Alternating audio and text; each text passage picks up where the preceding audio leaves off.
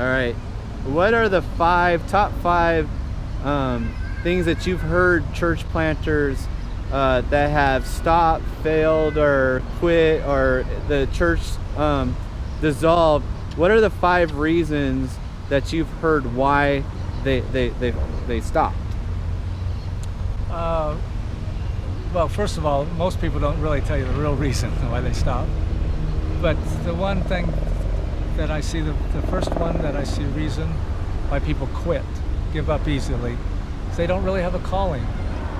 If you have a passion and a calling from God, you've got to reach, we're here in Echo Park, you've got to reach Echo Park.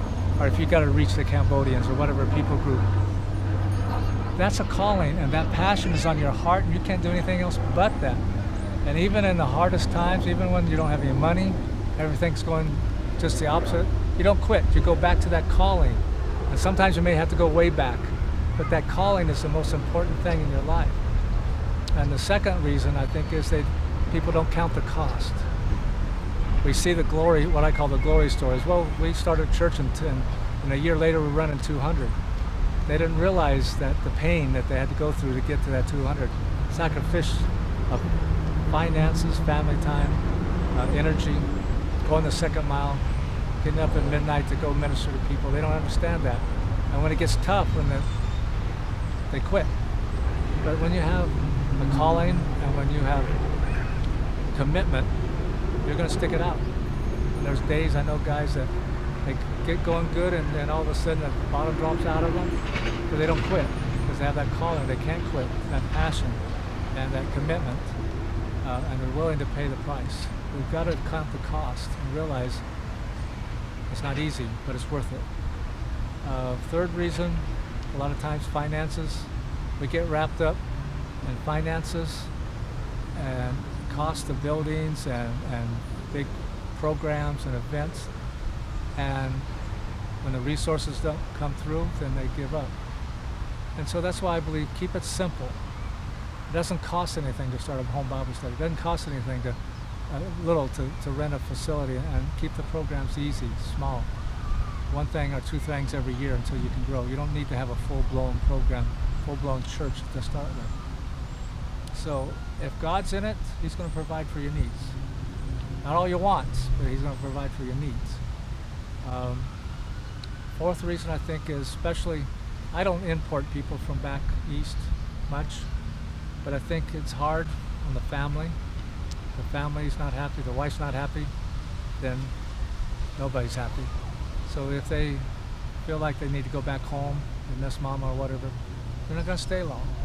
But if you grew up in the community where you're starting that church, your family's there, your friends are there, you're going to stick it out.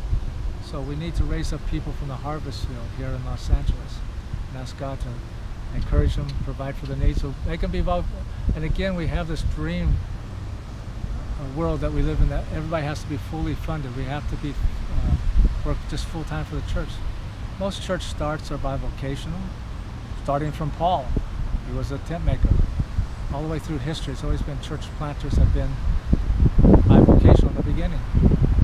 And then as God blesses them to grow a church, then the needs are met.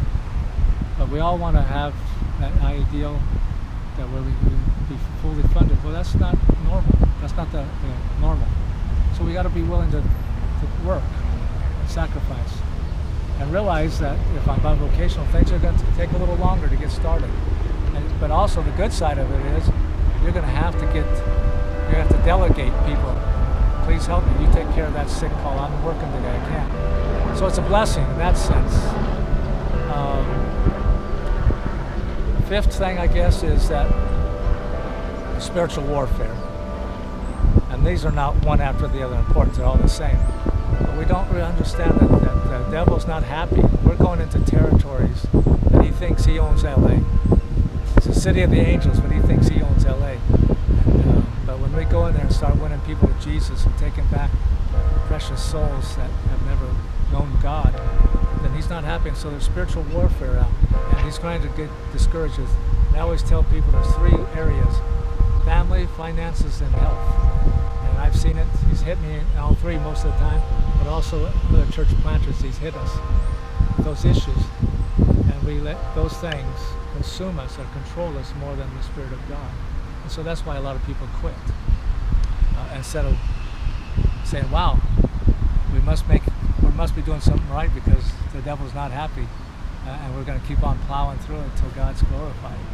So those are the top 5 reasons I think people quit or get discouraged or give up. But I will say, greater is He that's in us than he that's in this world. So we can win the victory. Victory is ours already in Christ Jesus. We just need to claim it by faith and keep on being faithful to God, because He's always going to be faithful to us.